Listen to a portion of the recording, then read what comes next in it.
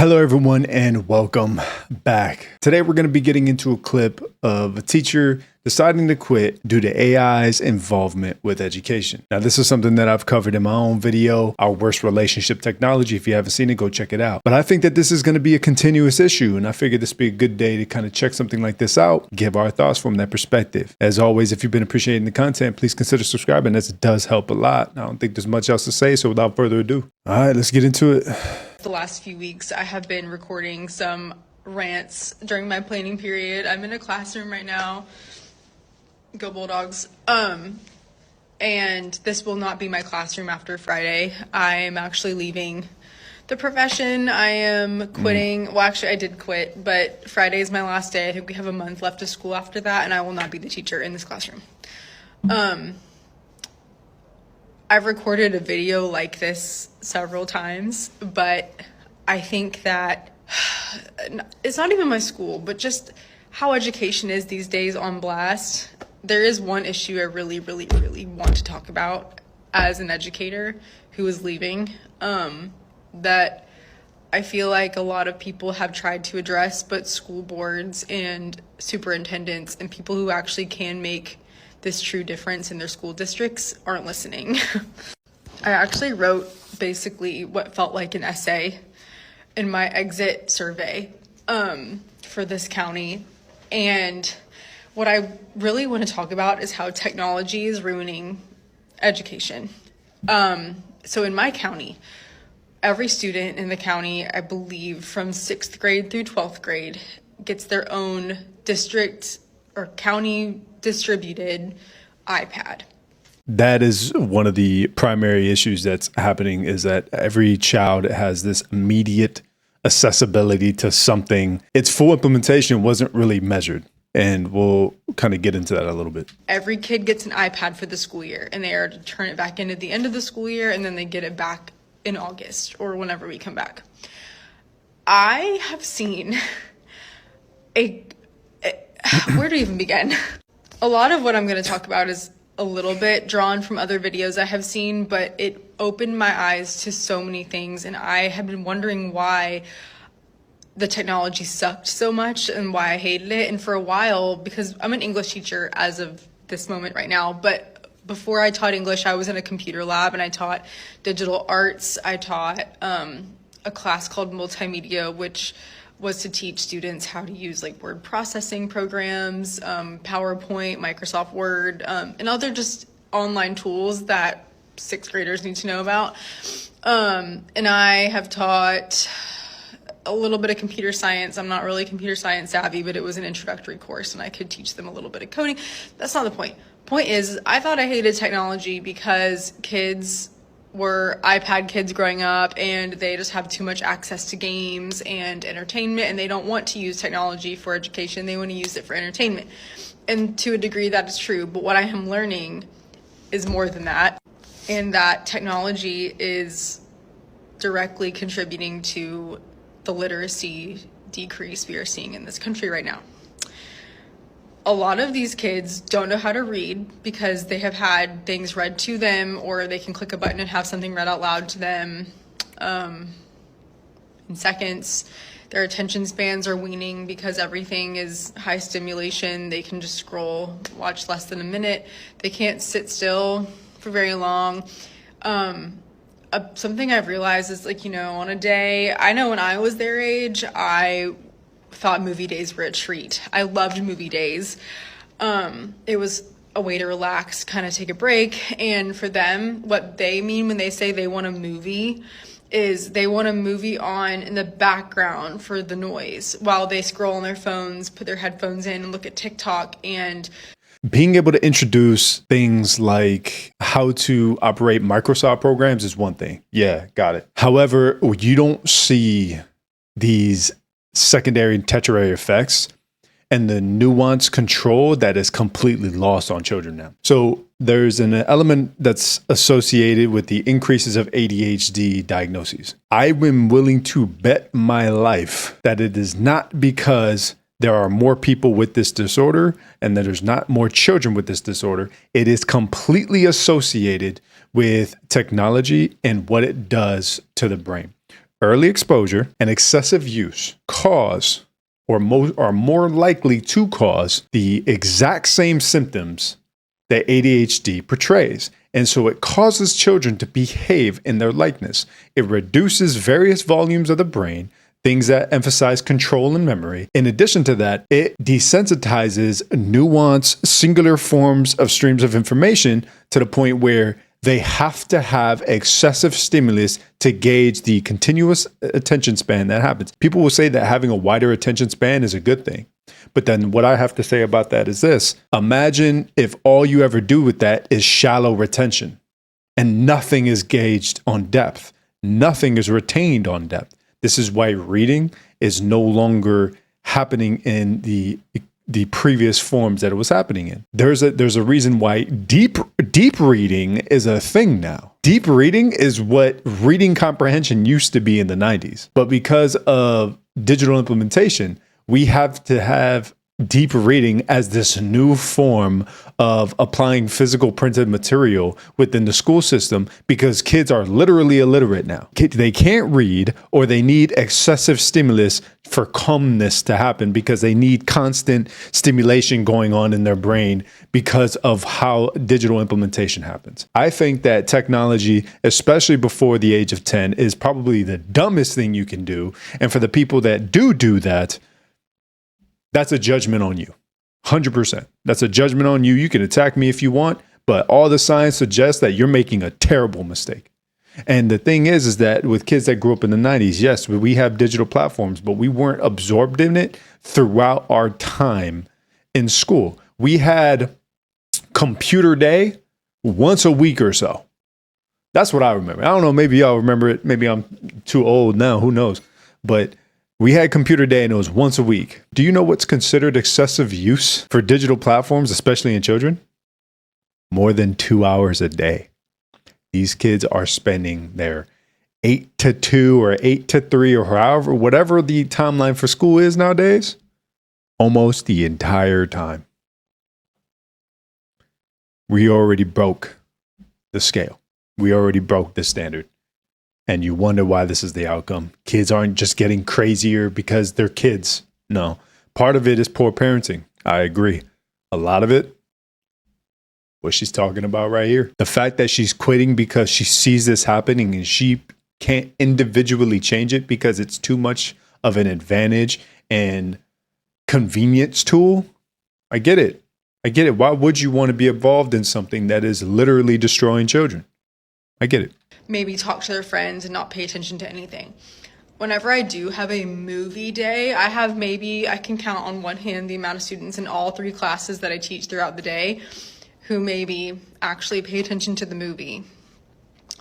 It's frustrating and it's disheartening because if I ask a child to handwrite something, even just a paragraph, 5 sentences, basic paragraph, they roll their eyes, they throw tantrums, I'm talking about high schoolers. I teach 10th grade now. They get... man. Oh, no. Dude, why was I thinking about kids? Oh, shit.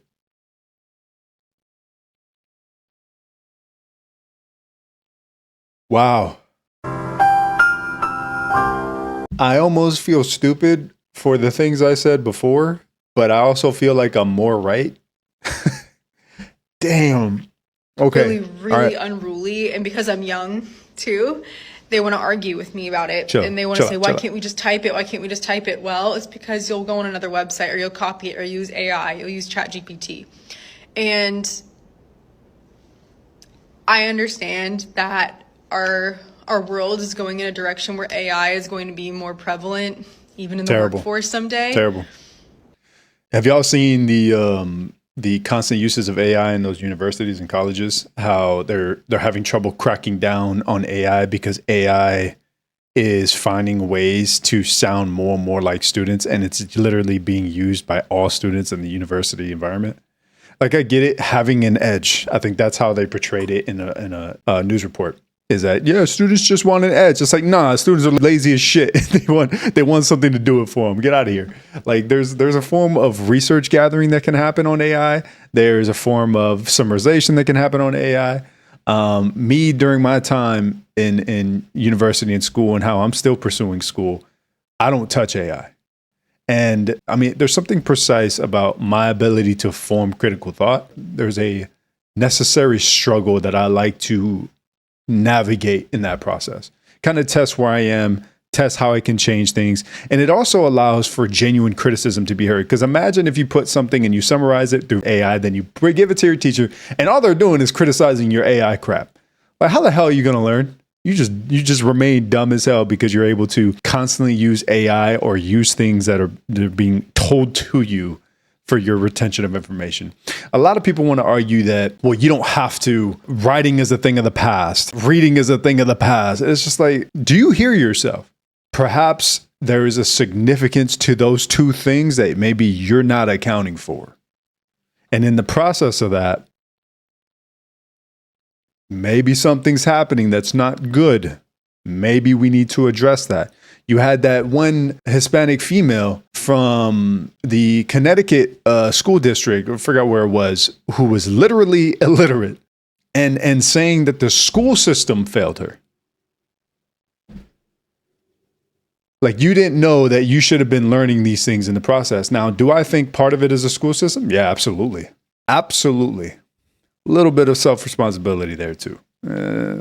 You're old enough, right? I think that you kind of know how you were learning. Maybe someone kind of inched you towards, hey, you should learn how to write and read too. I guarantee you that was brought. No, I can still do it this way. You know, I bet that. Let me know what you guys think, if that was a conversation that happened or not. That still doesn't take away that these are basic skills you need to survive. I think I am technically considered survive. Nuance of control and self-regulation. Absolutely. Being able to hone in or be attentive towards singular forms of information or have complex thought or thought of depth. Absolutely. An older Gen Z. So I'm a 99 baby. I was born on the cusp, I think. I don't actually know the cutoff, but I do think I am mostly a Gen Z. And I think I grew up in a time when history was still important, learning what the Declaration of Independence was still important, knowing how to understand the amendments, and I'm bringing up history because this is stuff that I feel like every American needs to understand the value of. Right. And if you can't read, and if you don't care to read or learn the vocabulary or learn your context clues, you're never going to understand it, and therefore it's never going to mean anything to you, and you're never going to have real opinions. And do you think that was intentional? I feel like there's been a lot of weird shit that's been happening in the past 15, 16, 17 years. And after seeing what the USAID stuff does in other countries and all the ways that it twists its population against its own government, it makes you want to put the tinfoil hat on sometimes, because it really makes you think. It's like, well, if we were doing this in other countries, were those just trial methods for our own country? You know, and it sucks that this is a possible reality. I'm not saying that that's what's happening. It's just engaging the ideas, right? Putting in the thought soup and looking at it a little bit. Yeah. Be able to understand and formulate why laws and certain governing structures make sense, and why we have the right to vote, why this stuff is important. And I just don't think these kids even care. They don't care about making a difference in the world. They don't care about how to have a resume. They don't care how to write a resume. They don't care how to write a cover letter, because ChatGPT will just do it for them. And I think that we need to cut off technology from these kids, probably until they go to college. Damn. Call me old-fashioned. Damn. I will be old-fashioned, but we are. I think there's a lot of people that would agree with her. What do y'all think? I think there's a lot of people that would agree with her. I think that's a bit excessive. I think that there's various forms of digital platforms that could be yoinked from their existence. Social media, keep that shit. out of hand's reach until the age of a consent. You shouldn't be able to be so heavily influenced by something until you are at the age of consent. That's what I think. Now, other digital things that can be implemented, sure. Like I said, after the age of 10, kind of slowly integrating various forms of stuff. Sure, I agree. You know, then the other argument of, well, there's still propaganda in various forms of media and numerous forms and approaches that could be applied there. Yeah, you're right. Another argument is, well, because you're not part of this population, no wonder that you have no problem trying to control it. Good point. So I kind of see the arguments here. It's just, what's the net positive? You know, we're at the point where I really don't have a lot of faith in some of these kids that I teach. That doesn't go for all. I have several kids across all the classes I have taught this school year alone that I think have really bright futures ahead of them and who want to succeed and who want to try really hard. And then kids who I feel like the older generations have failed them because they haven't emphasized to them enough that learning how to... I think she just means their parents, their community. And that happens. There's a lot of coaches out there that don't take education seriously. To read and write and use basic you're part of the problem. Skills is important. They haven't emphasized that to them. And so these kids just have these devices in their hands that they think will get them through the rest of their life. And they're failing in life and in my class. So if anyone who has the power to make a difference in school districts across the country, I really hope that you hear not even just me, but the billions of teachers out there that probably feel the same way. I shouldn't say billions, maybe millions, thousands. I don't know. There's a lot of us out there who feel that way. And I just want you to look at the test scores and the literacy rates and the statistics from when students didn't use technology to now. There is nothing wrong with using your budget on textbooks and workbooks and paper copies of things again. There's nothing wrong with starting that in elementary schools and carrying it through. It might be a 20-year plan, doesn't matter. We've got to start reintegrating this. We've got to start getting rid of the technology and bringing back the things that worked. And if you've made it this far in this video and you're wondering why I'm leaving the classroom,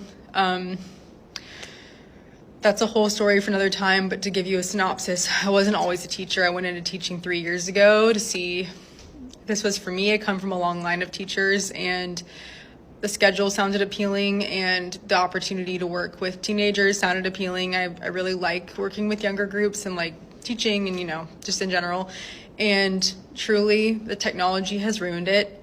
The behavior, which is another something that's coming from all of this, has ruined it. And my main motivator for leaving was the pay. But I think that if the experience overall had been better, I could have toughed it out with the pay. But it's just been a really poor experience. This generation is really tough, and I will admit that I'm just not cut out for it. Anyone who starts now and will be a teacher from here on out with the generation that we're teaching right now, I commend you. God bless. I wish I was stronger in that way. There's only so much you can do. Thank you if you made it this far in the video. So that was one of the teachers quitting because of what technology is doing in the educational environment. Now, true. Do I think that a lot of her feelings were anecdotal because of the groups? Yes. Do I think that the statistics that she mentioned, should you look at it? Yeah, it's damning. It's absolutely damning. Yes, we are getting worse in various forms, behavioral and educational. And it's very interesting that this isn't what it means to be educated anymore. It's not. Being articulate was part of being educated. If we are now illiterate, I think we're going to have an awful hard time becoming articulate because that requires a matter of speech in the various ways that it can be conducted, written speech as well, right? Not just verbal. And the behavioral outcomes of technology is a problem in itself because of what it does to the attentive, self-regulating portion of the brain. Various forms of the amygdala and hippocampus see reduced volumes of gray matter. And what you're seeing is a use it or lose it theory of the brain where because we're not doing the same things we're used to doing, or how evolutionary dictates that our brain is supposed to be operating, we're seeing less developed forms in these same areas that actually have an outcome. They have a detrimental negative outcome where we now perform less in these areas that allow for more academic success. Things like complex thought, critical thought, or articulation. In addition to this, it really destroys our ability to focus. And if we don't have focus, you don't know everything that bleeds into.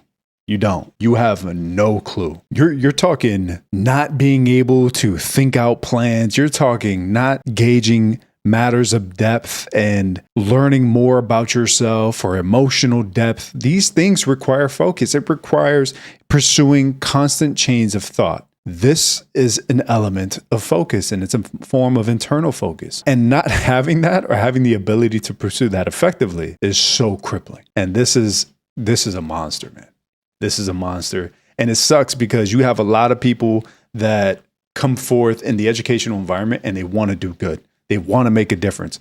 But you're equipped by an educational department that doesn't see this as a problem. I know that using less digital tools is an inconvenience. Going back to physical printed material is an inconvenience. It is. This is how it's viewed. And there's various teachers out there that think how school was ran during COVID should be continuous. They really think this. I read various articles that say we should use this as an actual means of education and not just a crisis tool. I don't know about y'all. To me, that sounds lazy. To me, that sounds terrible. How is that anywhere worth your pay when a physical presence of a teacher or mentor is far more effective in a physical presentation of a classroom than a virtual presentation of a classroom?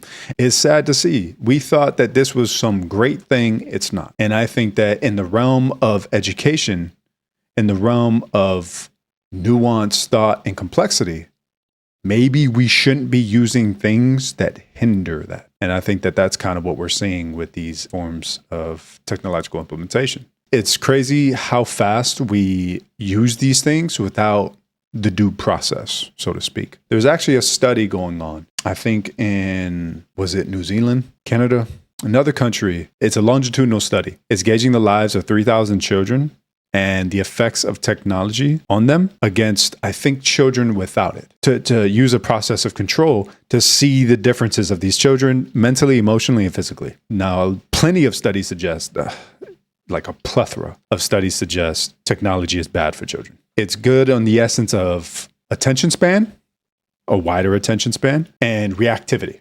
That's it. Multitasking and reactivity. Those are the only benefits outside of pure cognitive-based training programs that you can use to improve various forms of thought and cognition. But people don't really do those unless they're in like cognitive treatments. Everything else is bad, from behavioral to attention to focus to mood regulation, and it's even associated with more extreme political activism. Who would have thought? There's various associations between social media interaction and lower cognitive empathy, which means the more social media interaction you have, the less you see people as people.